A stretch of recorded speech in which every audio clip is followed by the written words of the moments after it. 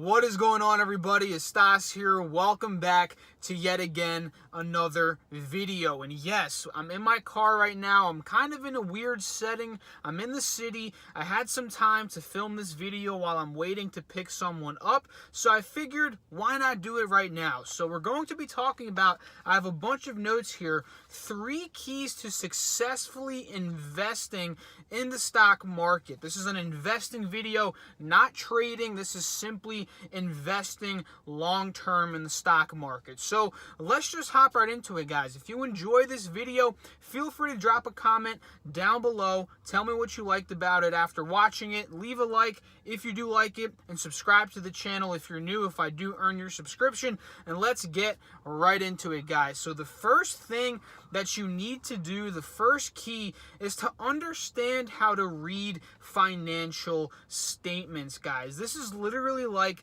the blueprint to a business. It tells you a story of how a business is performing, right? There's 3 different financial statements that I like to focus on, and a bunch of other investors out there like to focus on as well. One of them being the balance sheet that shows assets and liabilities, right? It shows investments, right? What long-term liabilities a company has, right? Short-term liabilities. You also have the income statement, which shows sales, revenue, right? Expenses of a business, and it shows the net income, the profit. How much money is this business making, right? Then you have the statement of cash flows, which shows the cash inflows and the cash outflows of any particular business. And understanding these will give you, again, a roadmap of where the business could potentially be going, the track record of the business over the past 5, 10, 15, 20 years, so you can see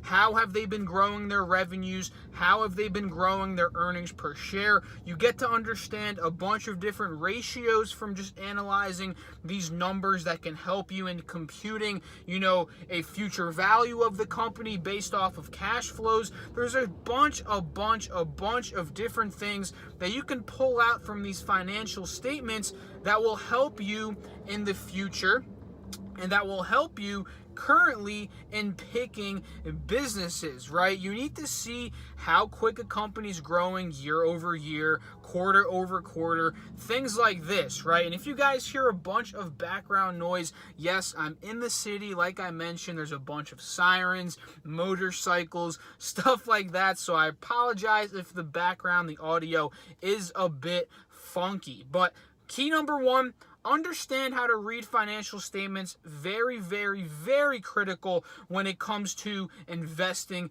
in the stock market. So number 2 is fully understand a business and its competition, right? This is one of Warren Buffett's number 1 keys to investing as well. Fully understand a business, its operations, before you invest into it. Why would you invest in a business that you don't understand how they make money, the different segments of the business, their competition, right? The future outlook 5, 10 years away from now. Why would you invest in a business like that? You have to understand the moat of that business, right? How is that business going to fend off competition? Is it a very difficult industry sector? Is it a very difficult business to get into? If it is, that might mean that that particular business has a strong moat, right? Does it have, a patent? Does it have a very strong brand? Like Apple is a company that has a very strong moat. The infrastructure the business is built on, right? The competitive advantage. Apple, for example, their competitive advantage is the loyalty to that brand, right? People, they're willing to spend literally $1,000, $1,500 on an iPhone when there are phones on the market that are literally $500, just because Apple has built that loyalty, that brand, that people are literally willing to pay 3 times the price for a product where there's products that are way less in terms of value on the market. People are willing to spend more for the particular brand, right? And management is something huge as well. You need to understand the CEO, the CFO, the marketing officers, right? All of these different positions that are leading the company that you're looking to invest in, right? Without a, how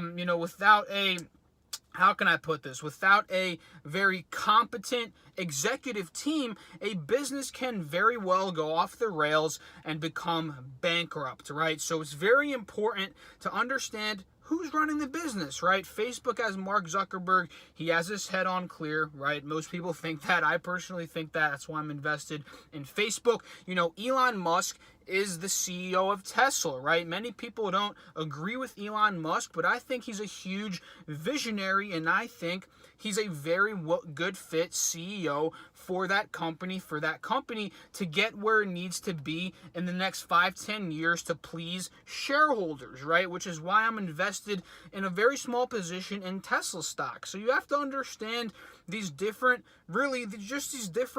things that are comprising a business before you do invest into the stock of that business, right? Again, investing in the stock market, people think you invest in stocks, but you have to view it a bit differently, right? You're investing in the business, right? This is something that a bunch of people get confused. You invest in the business, not the stock, right? Keep that in mind. So the third key to successful stock market investing is defining your strategy and sticking to it, right? We all know at this point in time, there's a bunch of different investing methods. One of them being growth stock investing, right? You have value investing, you have dividend investing, right?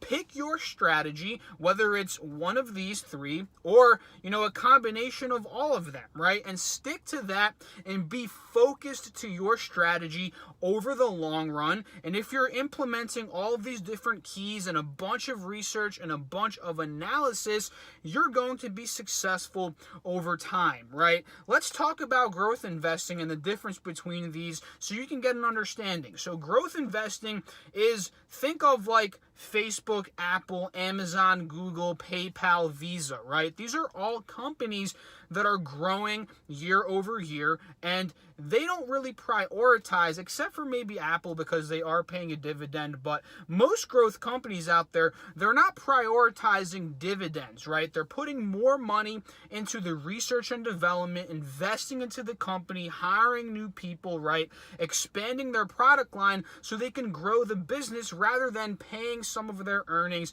in a form of dividends, right? So this is one form of investing in a certain business that it's growing year over year very quickly, right? Profits are exploding, earnings per share are exploding, all of those different things are doing well, right? On the flip side, you have value investing and dividend investing where you're investing in a company that's not necessarily growing as quick as these growth companies, but they're more stable. That's the thing, right? Think of Procter & Gamble, McDonald's, right? Johnson & Johnson. Think of these companies. These companies, by no means are they small companies, right? They're massive, massive companies, but they're just not recording extreme year-over-year revenue growth, profit growth. They're simply in the maturity phase of their business where they're kind of growing very minimally over the years, but they can pay a fat dividend every single quarter, right? And these dividends are growing for the most part, year over year, where you as a shareholder can live off of this as income, right? That's a very big thing for people that are starting off value and dividend investing from a young age.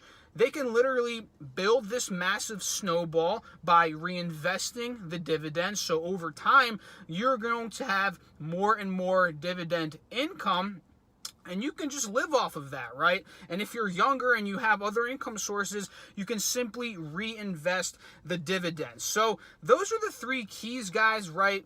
With the third key, it's very key to be consistent and focused. The second key is to fully understand the business and its competition, from the moat, the competitive advantage, the management. The first key, just doing a quick little rundown here, understand how to read financial statements from the balance sheet, the income statement, statement, the statement of cash flows. Understand all of these different things, and these are going to help you in becoming a successful investor. So I hope you guys enjoyed this video. If you did, feel free to drop a like, leave a comment, subscribe to the channel if you're new. If you enjoy the content and you watch the content all the way through, I really do appreciate you more than you ever know. I'll catch you all in the next video. Thanks again for watching. Peace out.